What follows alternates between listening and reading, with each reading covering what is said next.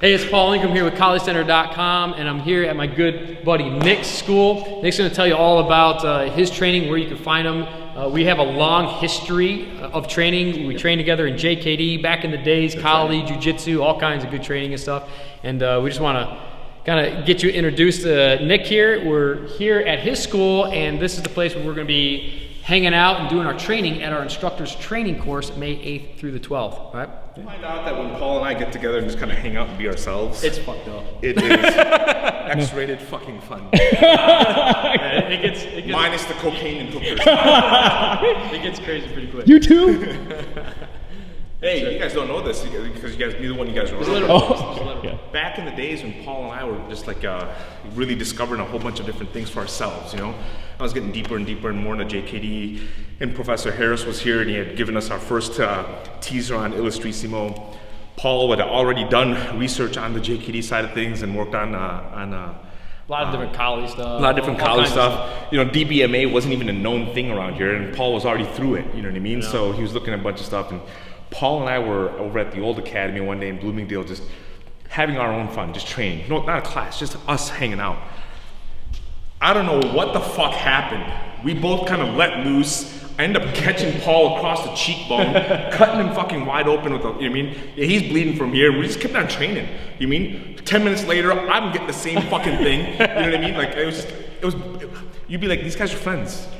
Yeah. Horrible. I don't want to be friends with these guys anymore. You know what I mean? Like that kind of, it was just beating for each other. So, you know, I mean, the reason why I kind of tell you that is to let you know that like some of our roots in aside from our friendship, but you know, in the Kali stuff, in the training atmosphere, it goes a long ways. There's a lot of history in that. There's a lot of research. There's a lot of failures in there to help bring out something better. You know what I mean? So, you know, I've always looked at whoever gets a chance to study with Paul, I always look at that as like, that's a good thing because there's context there. It's not just the regurgitation of information. I learned from this guy, now I'm gonna give it to you. It was a whole lot of, I learned from this guy, let's put it to work. Let me see where it worked for me, where it didn't, and then turn it around. Well, I mean, you know how I work. I mean, when I have a question, you know, I made the mistake in the past that when I have a question, I would ask a question. And then you would get an answer, and you'd be like, dude, I smell bullshit on that answer. Yeah. So then what I started doing is I started asking questions physically. So when I would have a question with JKD or anything, you know, I'd be training with Nick, and I'd be like, let me ask this question. Let me try to punch you in the face with this question, right?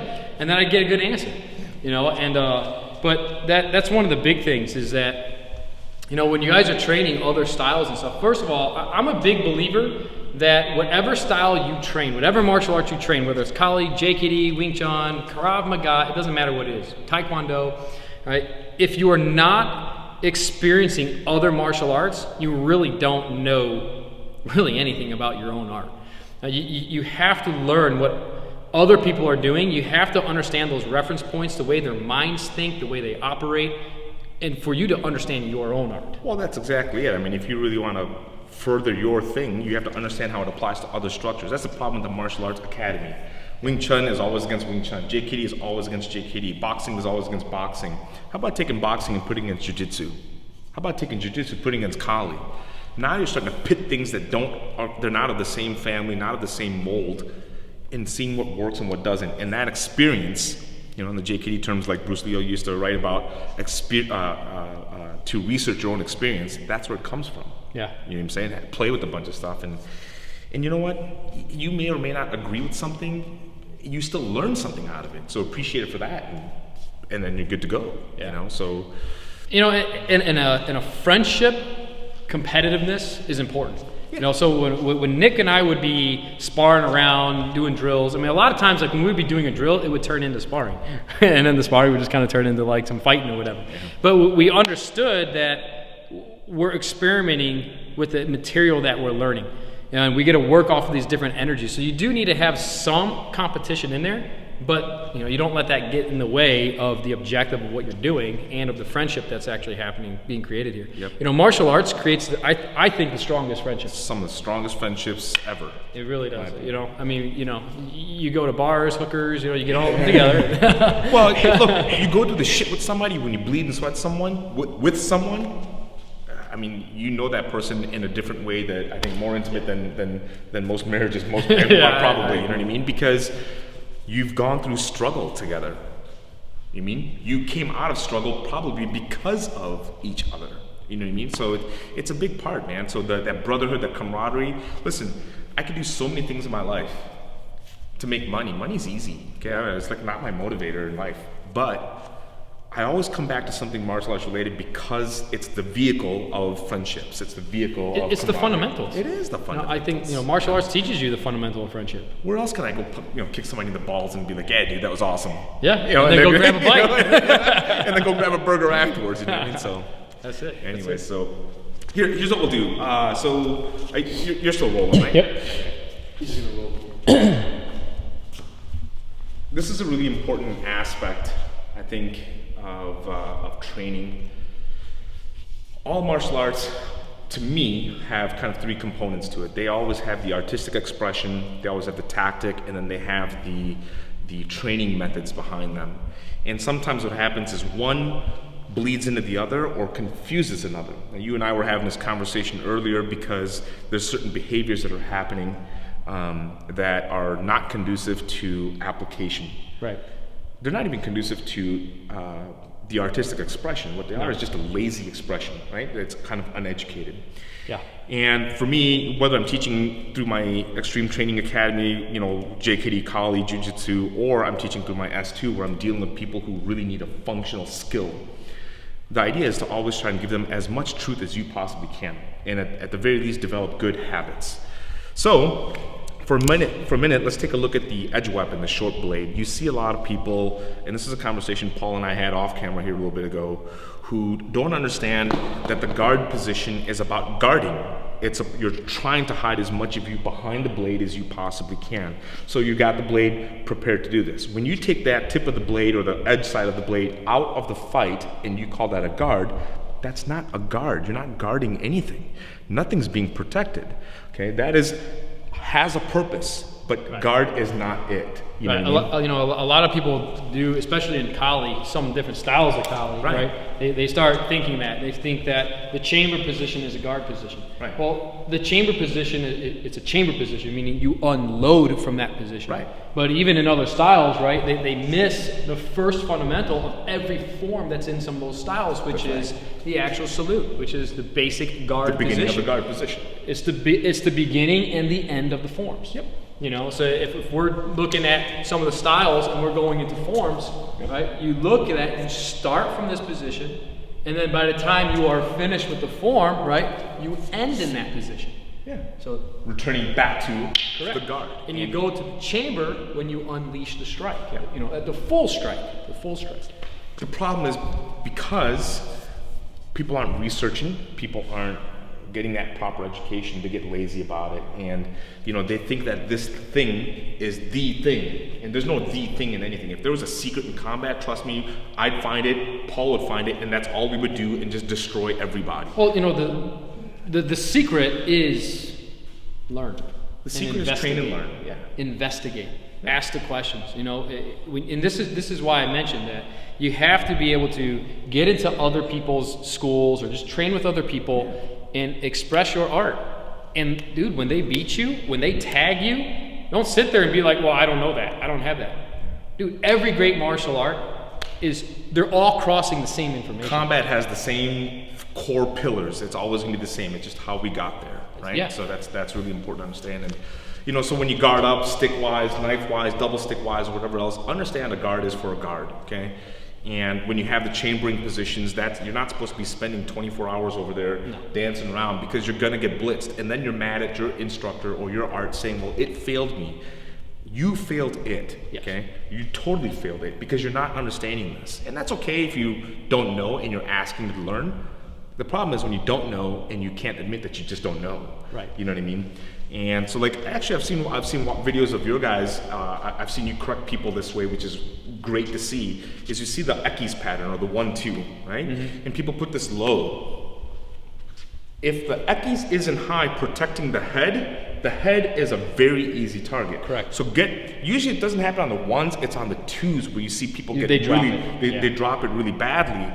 Get that 2 up, get that thing in front of you, get the substance of the weapon in front of you, so that way you're protecting your head as you're bridging the distance. Correct. You know what I mean? market-wise, when you watch a bunch of these bullshit YouTube videos and stuff, they're selling you stuff on video, but it's shitty, it's lazy, and although it might be fluid and fast, it's not gonna work because the core pillars that make it work the are principles. missing. Yeah, right. They're missing. not applying. They're just the principles. absent. You know what I mean? So for you guys who are watching stuff on Kali Center, first of all, congratulations. I can attest for this, you know, as my friendship with Paul over the past 15 years, okay, that he's gonna give you the best that he can possibly give you, and he's always researching. So I feel like if the education you guys are getting there, solid, okay, that's solid.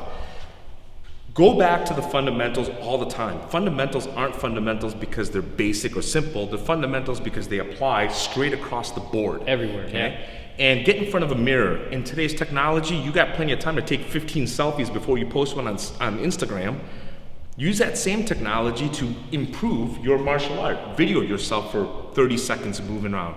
Do nothing but the Ekis pattern and make sure that angle 2 is actually doing what that angle 2 is supposed to do. You know, that was actually one of the main reasons why we started making videos, so that we can watch our mechanics and see how, you know, we evolve over time. And that's something I'm always saying, you know, especially to the guys that are inside Kali Center University, film yourself.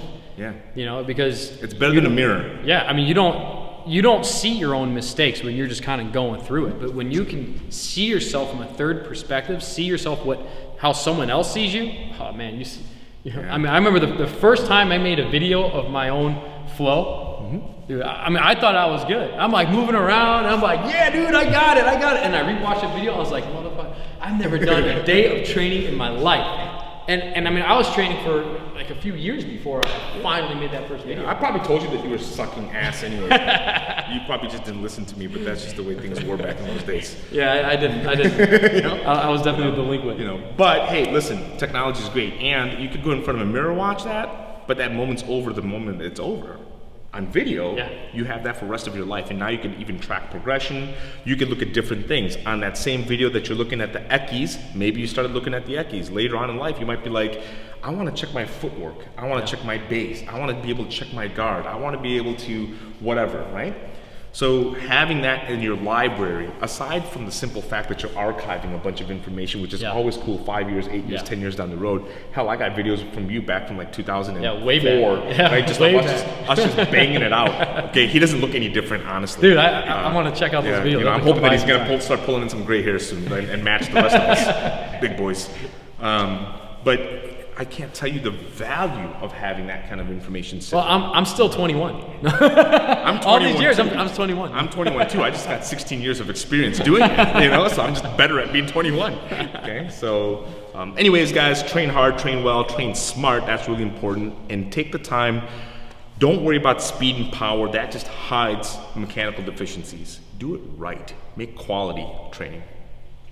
That's it. Thanks, Nick. Thanks a lot for sharing that with us. It's always great to get that wealth of knowledge. Make sure you guys, you know, if you're following Kali Center here, dude, don't be afraid to get out there and explore other teachers. That's right. You know, and keep in contact with previous teachers. You know, the ones that you can. Yeah. The ones that you like. The ones that at least still like you. Yeah. Right. You know, but it's so important. It's so important.